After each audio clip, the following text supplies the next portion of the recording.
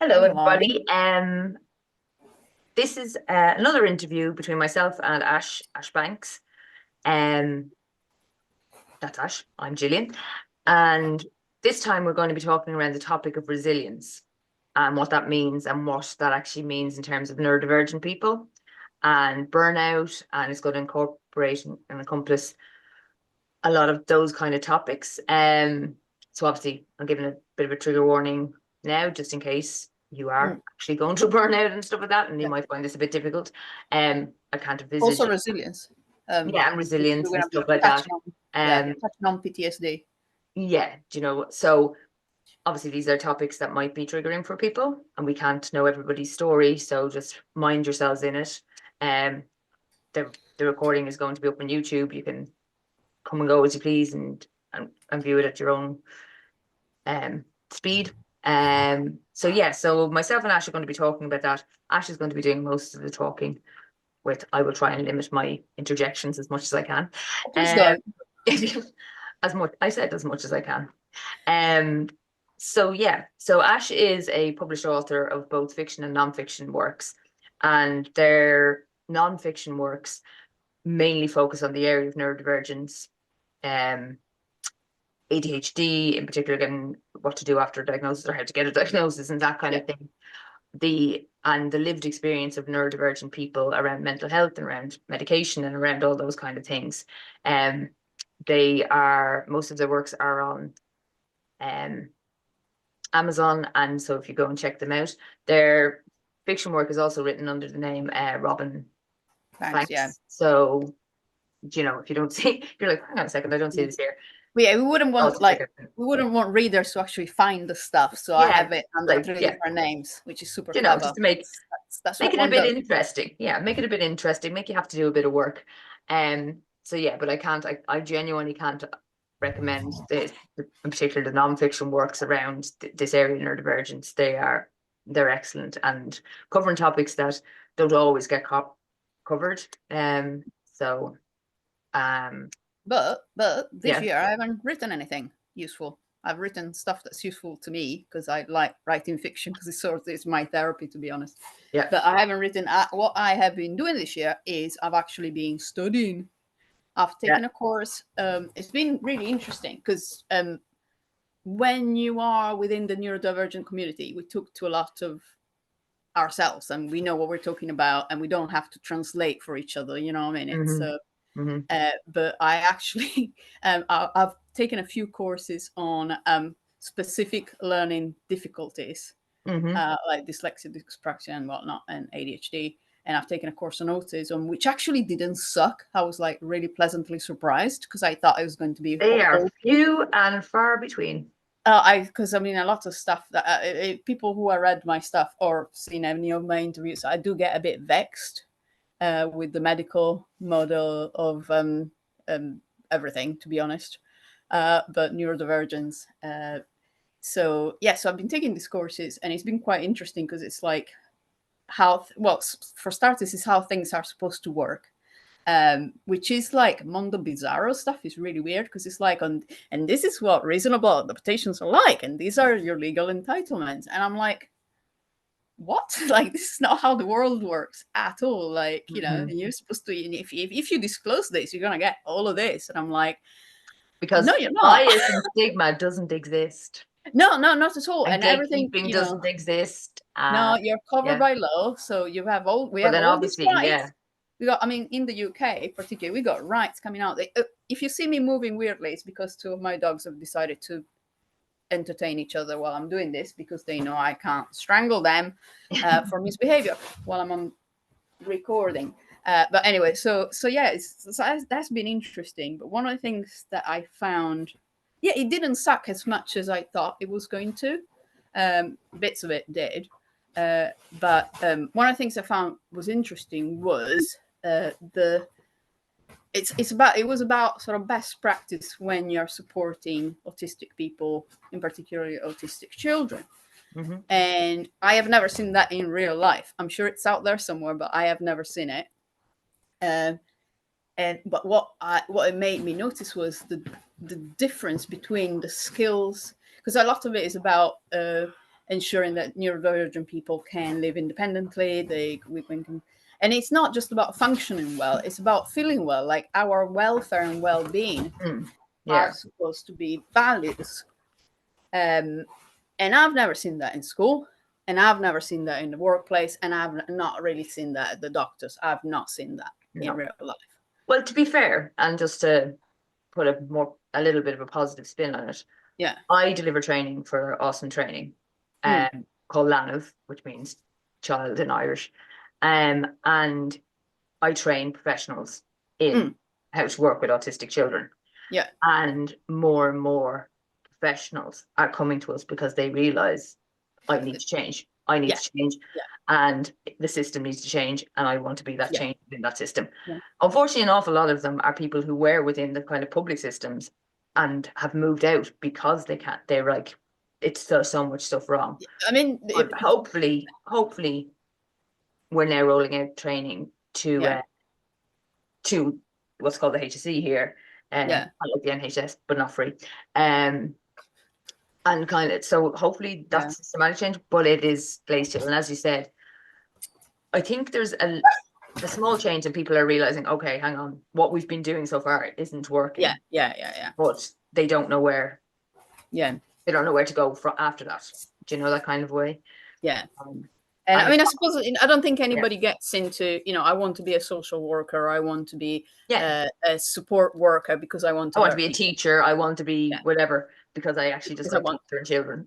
I don't think there is a lot of that, but definitely, I mean, one of the things that pisses me off hugely, sorry, swearing, there will be swearing. If I'm talking about the medical system, there will be swearing. One of the things that really annoys me about the diagnostic process, particularly about autism, like I literally cannot refer people to the diagnostic criteria the NHS use because I find them, it just makes me want to scream because it's about autistic trauma, not actually traits, and it's all external. So we're looking at, and I mean, it's the same with ADHD, is how do I annoy you? Yeah, that's literally a question. That's literally a question. How does your behavior affect the people around you? That's the adults. And that's reflected in the types of support you get, because I mean, it's still a lot of the charities. One of the things we have to do for the course is look at the charities that are available in your area and support, and it's all supporting parents of autistic children, supporting partners of people with ADHD. It's like, I'm sorry, but if you marry somebody with ADHD, presumably you'd met them before you marry them. You would hope. But this is exactly it. But one of the people having to put up with these people. But one of the things that the course highlighted was that you're supposed, particularly with autistic people, you're supposed to, it's healthy coping mechanism. Acknowledging your needs. What do they need? What are the sensory needs? What are social needs? What's important? What are their values? What do they want? And building resilience, which is really important because you are gonna face struggles that most people don't deal with. So you need to be able to be resilient in the face. And sorry, I need to send my dogs into timeout. Addison's bed now. Other than that, you go to jail. You do not want the dog. Yeah. Come on. No. Thank you. Sorry. We do have a dog jail. It's a very pleasant jail. But anyway. Okay. It's not like, hard labor or anything like that, but she knows what the word jail means because she's a criminal. And one of the things, so for me, I did quite a bit of work on trauma and resilience. In a past life, I was very much into self-defense, particularly women's self-defense. And trauma, recovering from trauma, which is something a lot of self-defense instructors aren't very, very aware of trauma, because you get a lot of buff dudes teaching, women who have been victims of various things, and there was a huge disconnect. So it was a lot into that, and resilience come into that. But I always thought I knew what it meant, and I don't. I do not. I had no idea. Because to me, I mean, what's your definition of being resilient? I do not I work, as you may be aware, I work in a women's refuge. So I work with an awful lot of people who have survived some awful stuff. And I do not like where our society is with the term resilience, especially when it comes to children. I'm an early childhood educator, so I'm predominantly working. I am working with families, but I predominantly am working with children. But I don't like what people think is resilience, and this idea that, oh, children are resilient, they get over anything. It's like, no, children will With squash against trauma. support, with adequate support, Yeah, and yeah, also no, why yeah, should yeah. they? Yeah, but no, this idea that I should, like, this whole bouncing back kind of thing. It's like, no, children can suffer trauma. Children can Yeah, suffer trauma that will haunt them through their lives. And if you're just going, children are resilient, that's abdicating us of a responsibility that we have to be trauma informed and to help those yeah. children in a trauma informed way. And it leads to people going, oh, they have challenging behavior and blah, not seeing children as Oh no, you can't say fully challenging formed. behavior here. You can't say Yeah. challenging behavior here. It's behaviors that challenge, Ugh. because more words make better. Yeah, they make The the longer underlying it thing better. is, Yeah. yeah. The thing is that for me, it's really dismissive Hmm. of that child's lived experience. That I mean, child's it's human almost being who's victim been through blaming. trauma, and It's we're just like, oh well, it's this whole children are yeah, bouncy kind of idea. and It's I find the idea of what people are thinking of as resilience Hmm. really, it's wrong. It's erroneous. Yeah. It's, as you said, it's not what the term itself and what it actually means isn't the same as what the public understanding of it and a lot of Yeah, professionals understanding of it. And it's actively doing harm to yeah. people, because yet again, it's a form of victim blaming as well. Yeah, It's like, yeah, oh, yeah. if you're not resilient, then Well, you that's have it. to work on yourself and blah blah blah. It's like, or So maybe yeah, we could just stop people being traumatized so much. yeah. Because that was the thing for me. And in self-defense, a lot. I mean, obviously, not everybody in self-defense or in any other field is the same, but Yeah. definitely resilient. I thought I was resilient because whatever you threw at me, I dealt with it and I got on with it. Hmm. Pretty much. I mean, touch some kind of wood. But you know, I mean, the whole thing that you is grit and determination and like going through the struggle, Yeah, power through. being so strong and being so you're so strong. Yeah. And why do you have to be strong? You can. And then in my You're allowed to be course, soft.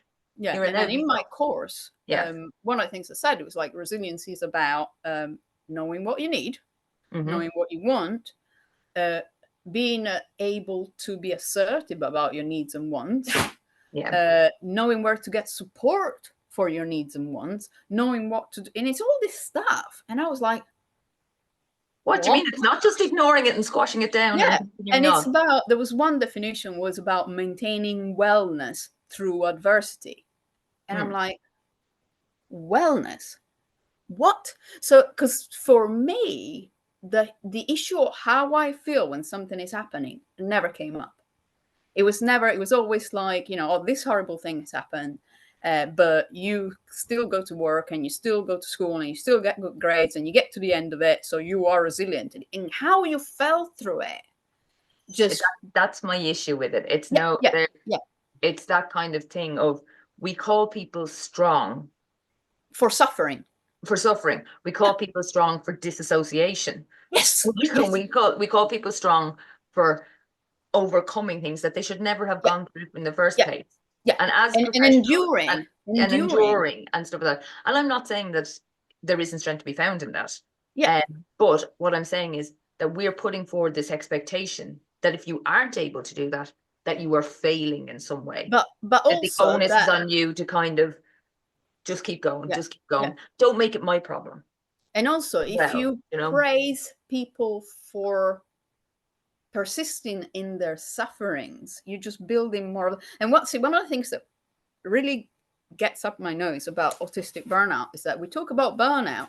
We never talk about living close to burnout your whole life. Like, you get past that point, you lose the ability to function, you're pretty much useless for a period of time, then it suddenly becomes a thing. But when you're just, you know, when you're on 99% of that level. Yeah. How many And autistic people, how many ADHD people, how many, like, let's be honest, burnout's a kind of a cross neurodivergence. Yeah. But as you said, how many people are just tipping away? Because I've been through 2 pretty major burnouts. But I'm also just tipping away. Yeah. Like, do you know, I had a full on, where you're like, oh, yeah, one little thing going wrong and boom. and you know, I mean, I had a full on nervous breakdown and never missed a day of work. Yeah, this is the thing. And so it wasn't a thing. And I was being resilient because I was in hysterics every morning, being terrified of going to work, having to have somebody read all my emails because I was so scared of making a mistake. Yeah. And everybody thought I was insane, but I was still at work and I was still producing. So it's okay because and it's this emphasis on productivity. It's like, it doesn't matter how you feel, it doesn't matter who you are, as long as you keep producing and you keep, Yeah. feeding the machine. And And it's the machine that's crashing you, and it's yeah. insane. It And the just, thing is, what I hate as well is that if it does happen, especially, and the thing is, I think people really need to get their head around how young burnout can happen to an autistic oh, person. crash, yeah. That children absolutely and 100% do go through burnout. I mean, And I would then you almost go use a to term like regression. tangent. I Yeah. was gonna. Oh, that was. I was gonna Yeah. go for that. That was what I That's the was gonna thing. say. We go, oh, they've regressed and they blah, blah, blah. It's like, No, they're burned out. They've lost skills because they cannot anymore. it's not And the just thing is, me. I It's not just me hate it. thinking that. I hate people when they say to me, oh, they've regressed and they have the mental capacity of a 2-year-old and all that. And you're like, ugh, in fact, No. that's really ableist. You don't understand what's happening. What's Yeah. happening is that person, You done broke that child. yeah, You that done person has broke the been child. pushed past the point of Yeah. Totally. resilience. Yeah. And that child has been failed. And Yeah. the thing is that it's very, very hard. I'm not saying that, whatever way it's happened, but it's just our systems, our education systems, our healthcare Merciless. systems, all those systems don't recognize these things. So they aren't able to support parents and carers who are like, I don't know what's going on. My child is really struggling and I don't know. And we No. deliberately, like you were talking about the diagnostic criteria. I'm off on a rant now, you'll never stop me. Because we're talking about the diagnostic criteria, we deliberately those diagnostic criteria, as you said, are set up that you will only get a diagnosis if you've been pushed past the point, if you're actually in distress, if you're in trauma, and then the child gets a diagnosis, and which is let's be honest, is a difficult process. That whole process is difficult for autistic children and ADHD children, especially ADHD children, because of how fucking negative it is. And do you know what I mean? Children I aren't. always thought it was more negative for autistic people. I don't know. Mind you, I mean, I've got statistics to prove ADHD thing is otherwise, but that's me being. I would actually it's neither of them are particularly nice. Do you know what I mean? The other kind of dyslexia, dyscalculia, blah blah. It's more of a kind of do this test. Oh yeah, I do know yeah. that they did a confidential survey of employers in the UK not that long ago. Oh And yeah, the highest, and it was like, would you employ somebody who is this and this and that?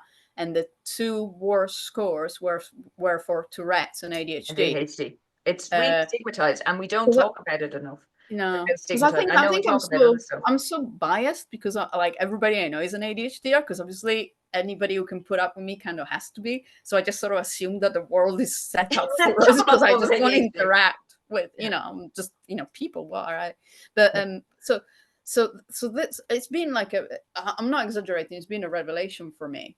I don't know. Do we want to get into personal stuff or not? Do we want to get into personal stuff? To. Do you know Like what I mean? Authors just reveal. maybe if it's going to be something hard for people to listen to, maybe give a warning. But warning, personal. So one of the reasons I haven't written anything this year is that my brain broke completely, and it took me a little while to realize I've started having PTSD flashbacks, full on PTSD flashbacks, but because they are not the kind where you're sort of reliving the memory, it's more like an emotional feeling-y type thing. Yeah. It took me a while to recognize that, and then I was like, okay, so I know what's happening, and I go, oh great, and I can't do a damn thing about it because you can't just fix it. So I'm now going through a process of actually dealing with this stuff, and it's just, I have no idea why I actually got into that. There was a point when I started it, but it's, it was one of those things that, like, I am now dealing, I'm 50 this year, and I'm dealing with things in my life that happened before I was one, literally the first one. And then all these things that happened, and I got on with them. I was resilient, and I bounced back.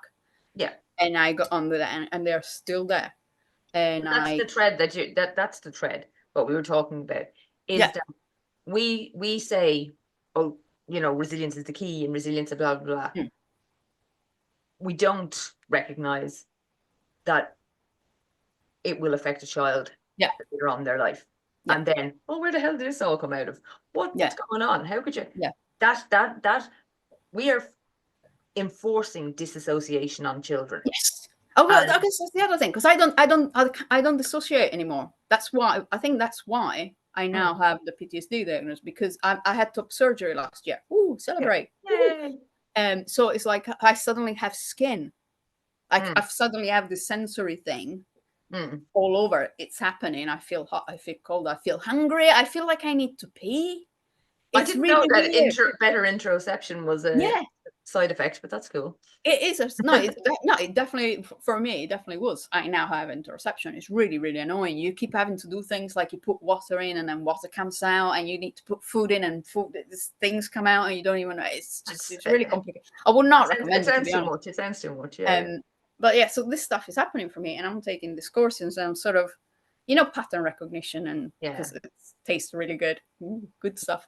But one of the things that struck me was because when they there was like, I mean, they did not push ABA in the course. They mentioned it in very sort of, and there is this thing that exists, uh, and I was quite pleased with that, because if they pushed it, I would have quit the course straight up, because I'm not, or failed, because I would have said what I think about it, which I did say what I think about it in a course that I was doing, and actually another person stood up and thanked me and said, cool.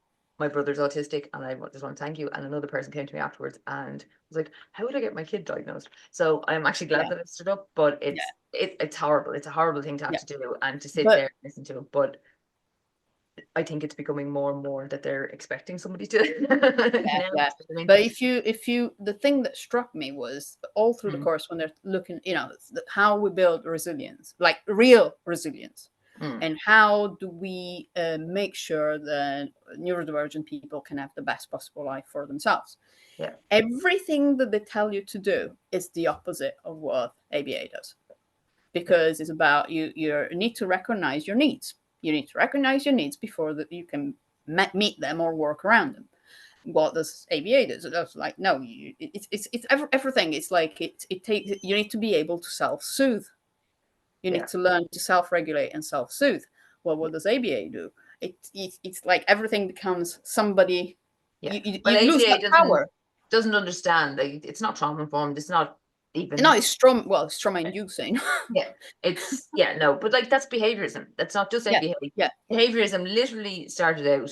I'm not going to But go into the full history of it, but literally the guy who was I mean, key some of the stuff after that Giza Pavlov, came out with, some of the he, stuff that came out of his mouth, yeah, Jesus Christ, it's like, yeah. how did his publisher Well, no, let? the whole thing with Oh, behaviorism is it's not scientific to care about what the person is feeling or what their motivation is. mm, That is literally Watson said that it is not scientific.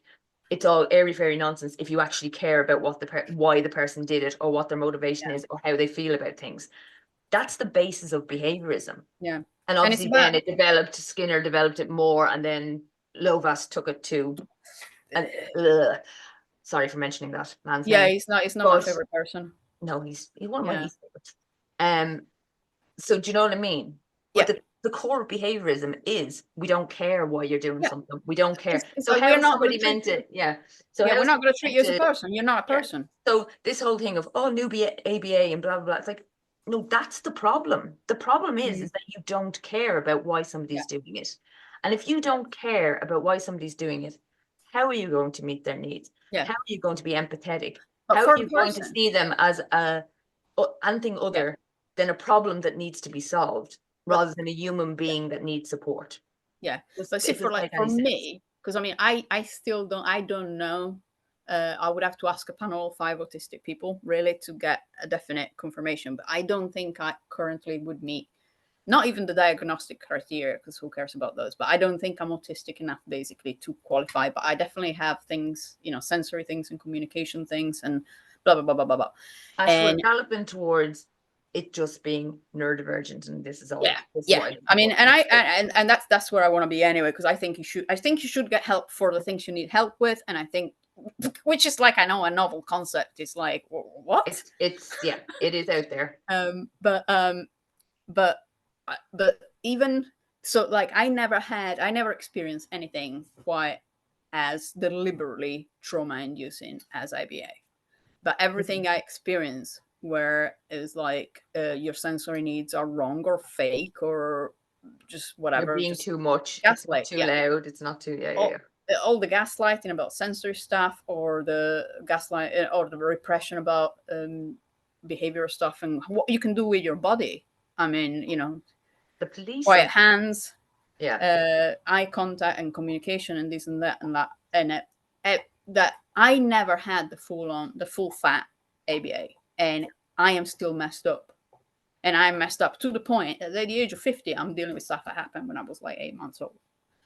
And I can't even begin to imagine for somebody who is visibly autistic. It sounds really wrong, but you know what I mean. I know what you mean. You're A talking about non-speak, somebody who may have stronger apraxic traits, so it's more yes, or somebody who's, not non-speaker. speaking, or do you know what I mean? Like there's a Yeah. lot of like the thing is that anybody who is more obviously autistic to non-autistic people, Yeah. it can only be But like more and more difficult. So somebody who has sort of greater, more specific needs than mine, who is so you already have this problem, because like if I am like, the world does not suit me.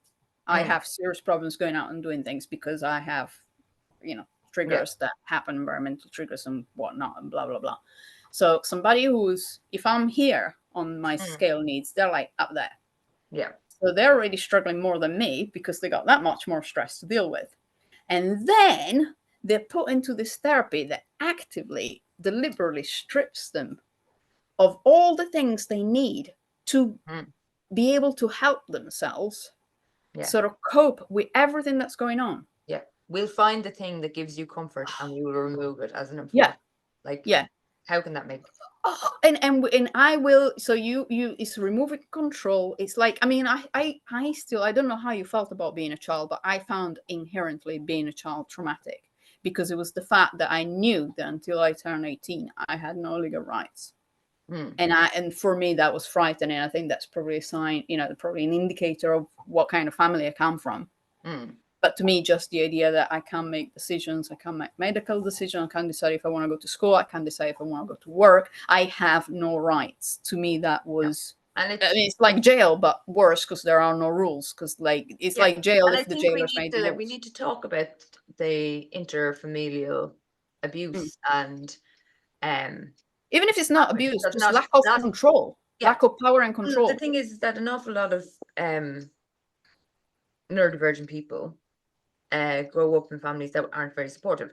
An awful lot of people do, but an awful lot of people don't. And that's why we see, like, speaking about working in a refuge again, the numbers of people who are the statistics are, this is global. This isn't just Ireland, UK, anything like that. This is a global statistic that the overrepresentation of people with ADHD in homeless and addiction services is through the roof. Jail, also jail, it's foster through the care roof. and adoption. Yeah, adoption, foster care, blah blah blah. Yeah, well, we're out there. I'm working with people who are neurodivergent, who are within our service for domestic abuse, and it's not being perpetrated by an intimate partner. It's been perpetrated by family members. So do you know what I mean? And that is very, very real, and it is very, very prevalent, and it's not being talked about. No, it's not being talked about. And I think, and then we're coming in and going, oh, you need to be resilient, you need to blah blah blah. And I was like, these people have been dealing with this their entire life. But how can you be resilient? The people who are meant to care for them the most have bullied them for their neurodivergence, and you don't understand that level. Like, it's a whole other level of head fuck, let's be honest. Yes, whatever. But it's a whole other, like, no, it's completely different. It's like in self-defense they talk a lot about the difference between being hurt in a natural, like, you lose your leg in a natural disaster, it's one thing. You lose your leg because somebody cuts you off, it's a different type of trauma. Like, the brain handles the two things completely differently, because of course you would, because you're a person, and somebody deliberately hurting you is different. As a social animal, this is a thing. But then they never seem to talk about the difference between being hurt by a stranger and being hurt by somebody who loves you, and or then meant to, or being hurt as part, like having it sold to you, which is absolutely something you can do to a child. And I think that's definitely what ABA does, that it sells you abuse as part of being loved. So I will control That's you. why, I will tell you, yeah, I will yeah, tell you what you want. I will tell you what you need. I will tell you what's appropriate. I will tell you when you have the right to recover from what I'm doing to you. yeah, And you will thank me. yeah. I Because I'm doing mean, this out of love. And this is the thing. Like, that's one of the things that one of the things I hate about ABA so much, because we're literally teaching children to hand over grooming. It's everything. grooming. It's grooming. It's We're grooming. literally teaching children to hand over their autonomy Yeah. to an external force. Then when they grow up being like, oh, why are they getting abused? Why are they in these relationships that aren't healthy? Because you literally taught them Yeah. that was what a That's how, relationship is, yeah. that's what they can expect, because they're broken and not right. And if they just acted better, do you Yeah. know what I mean? Like, this Yeah. is the problem. And I know we veered way off the whole idea of Well, resilience, but this is what this ties into it. no, we haven't though, because that No. thing is such an important concept. And I think it's something that I have never, until I did this course, I have never heard anybody say what ADHD kids really need, what autistic people really need, what dyslexic people, whatever, is to build the actual true skills of resilience and build a life that enables them to be resilient. I have never seen that. Nobody has ever said that. You get stuff about how you should talk and how you should dress and how you should move and how you should do, and it's all external stuff to please others. But none, I've never. It kind of messed with my head a little bit, because it was like, this makes so much sense. I had no idea. How did I get to be this old without knowing? Yeah. Um, Well, I have and to say that explains a lot. that You know, training that I do, that is mostly, people are coming and going, oh, I'm going to get trained how to deal with. And actually what it is, so here's the autistic experience. It's mostly trauma. And yeah, one of the things that we get them to do as homework, I keep on doing this, sorry. The One of the things we get people to do as homework is we say, okay, top 5 hits on Google. Not go to your books, not go to, yeah, not from your own head. Go to Google and do the top 5 hits. And we go, look for the symptoms of autism, the symptoms of oh, ADHD, the symptoms of blah, blah, blah, symptoms. And then when they come back of different things, yeah, and then when they come back, we write it up on a whiteboard kind of sheet and put them all up, blah, blah, blah, blah. And then we say, right, now look up the symptoms of trauma. yeah, When you see it laid out like that, and it's like, oh, every yeah. single one of them can be moved over to Or it's when you get, one of the things that, one of the reasons I don't know if you noticed, but I'm pretty much off social media in an official capacity, because I can't handle it, and I can't handle it because you can't yell at people. Particularly, you can't yell at people who are doing their level best, and they're doing their best, but their best really, really sucks, and they're hurting kids, and I can't deal with that. I just can't. I just can't. Yeah. It makes me just can't do it. But we see parents who's like, oh, you're saying that this therapy is bad, but actually it was really good for my child because they no longer show any symptoms. So they're not having meltdowns anymore. All right, so they're just having shutdowns now. They're not, it's like you're removing all this external, you're pushing it further and further in the person. You're just making them responsible for their own hurt that Yeah. you're And causing them. unfortunately, that comes back to that idea of that's what resilience is. Yeah, That's not resilience. That is not what resilience is. now resilience is not keeping your hand in a meat grinder. Yeah. It's not keeping yourself ticking, as you said, ticking along at that level of burnout just all the time. Because then what And happens pleasing when everybody. somebody's in their 30s or their 40s or blah, blah, blah, and their whole world falls apart. And now we have people saying that it's trendy to be diagnosed and everybody's just doing it, blah, blah. It's like, no, these people were surviving at a level of just underneath burnout till they couldn't anymore. And that's the reality. And now all of a sudden people are like, oh, actually, there might be something else going on. What are the I don't even know if I want the answer to this question, but what are the statistics on life expectancy for autistic people compared to beige brains? Okay, so there's two major studies, and again, warning for this isn't pleasant stuff to talk about. there are two major studies. There's a big, huge Swedish study. So it depends on obviously statistics and all that kind of stuff. But between 36 and 51 years of age. Jesus. So I'm 47. I would be considered an Ooh. autistic elder. I'm 50 and I'm trans. Mm. And Yeah, and it comes into that whole idea of minority stress. You don't even add in minority stress. I'm a non-binary yeah, white person, but yeah, I'm not a traveler. I am not. I'm not black. I'm not black. I'm not an immigrant. Like, so you're adding in all I'm an immigrant. layers. And how when we talk about resilience, we don't talk about minority stress and the impact of that. This needs to be a recognition of all of those things impacting, and how we are living in a society where people feel like they have no choice, that if their child is black or brown or a traveler, that they have no choice but to teach them to squash this stuff down, because the reality is it could cost them their lives. It could cost them their lives to be noticeably different and noticeably struggling. And that is a really difficult aspect of all of this, because and I feel, and I know people talk about it and be like, oh, you privileged autistics with your ABA is abuse and blah blah blah. But the thing is that I feel I need to use that privilege to change the wider society. So it doesn't mean that your child has to squash this down and has to deal with this and has to live with this. And you feel, even though you know that this might be harmful, that this is your only option. To keep them safe, because that's a horrible, horrible situation to be putting a parent in. And it's I don't know. Is it illegal in Ireland? Is it legal to take your kids out of school? Yeah, we in Ireland, we are one of only two countries, no, three. There's three countries in Europe where you have a constitutional right to homeschool. Okay. Ireland, Italy, and Belgium. In Belgium, Italy? No. Yeah. There's a constitutional right to homeschool. Since when? I am gonna go and sue my mother. I am gonna go and scream now.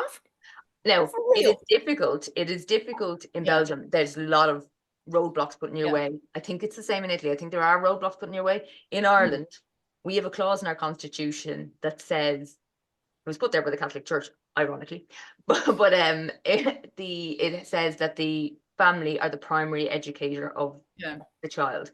That was there so they could, it was more about religion than any giving a shit about educating children. However, that phrase, that clause, means that we in Ireland, we can just take our children out of school. We do have to register them. We do have to notify the appropriate authorities, and there is inspections and stuff like that. But technically speaking, because I know back and blah blah blah, you could be like, don't care. Because I know I'm actually the primary educator, so it's a very unique system. It's it's very unique to Ireland. It's not the same. The reason I went for that tangent was one of the articles I read a while ago. We need to shut up shortly, by the way, because we're doing another sort of marathon here. I was reading, you were saying about parents who feel that they don't have any other choice. I know that here, if you never register your child in school, you can homeschool relatively easily. If they get registered in school and you want to take them out, it becomes a whole thing. But I remember reading an article about a child that was being bullied, and the parents knew that the child was being bullied, like quite badly, and the child is no longer, things happen and whatnot. And at the time, for me, thinking like you're sending your child into that this horrible thing is happening, but they did not have the legal right. They couldn't keep him at home. Because they just couldn't structure a life around educating this. I don't know. I don't even know what I would do, and it's a horrible situation to be in as a parent. Even if you get it, that's the thing. Even if you 100% get it, the less privileged you are, as you said, the more you need to prioritize your child's survival. Almost. Look, it's very, very difficult. All of this is very difficult because it is, the world is fucked. Like, even though, like I say, in Ireland we do have the right and blah blah blah, but people have to pay, like people have to work, people have to do, like, you know what I mean? You can't have your 3-year-old child at home on their own for 10 hours while Seemingly you're at work. Yeah. there's rules about not leaving them alone and, Yeah. and feeding them and all sorts of nonsense. But the thing is, Feeding them. Oof. yeah, multiple times a day. Makes them And louder. Have you noticed? But anyway. yeah, well, Yeah, I think we need to look. Somebody needs to do the time management, and apparently I'm that person today. It's weird. okay, weird. But yeah, so that was my thing. I mean, I don't know if I got a book in me, to be honest, because at the moment I'm like messed up and trying Yeah. to unmess myself up. But somebody at some point is gonna write something about how to live and be healthy and happy. Yeah. And in fairness, there are a few books, and what I might do in the comments of this Link 'em. video is I will link to some Yeah. books that are really written by neurodivergent people around this very topic, because it is extremely important. There's books written about what to do after burnout and blah, blah, blah. Yeah. What we need is what to do so you don't get there.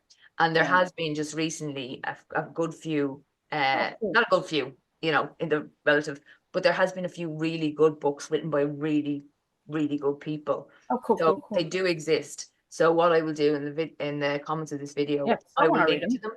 them, Yeah. because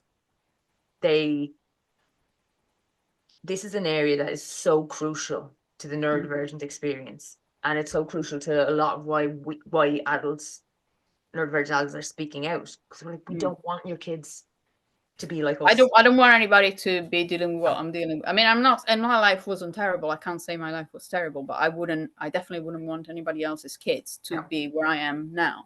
No, and that's exactly it. We're trying to stop.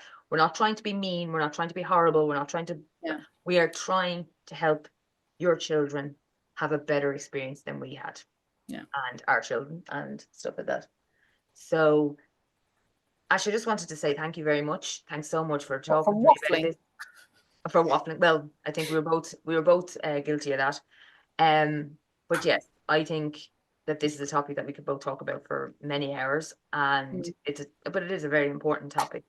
But yes, I think the idea of resilience, the erroneous idea of what resilience is, and the way that we're pushing people to squash down things and contributing to burnout without sometimes even being aware that we're contributing to it, I think it is a topic that needs to be explored. Yeah. So thank you very much.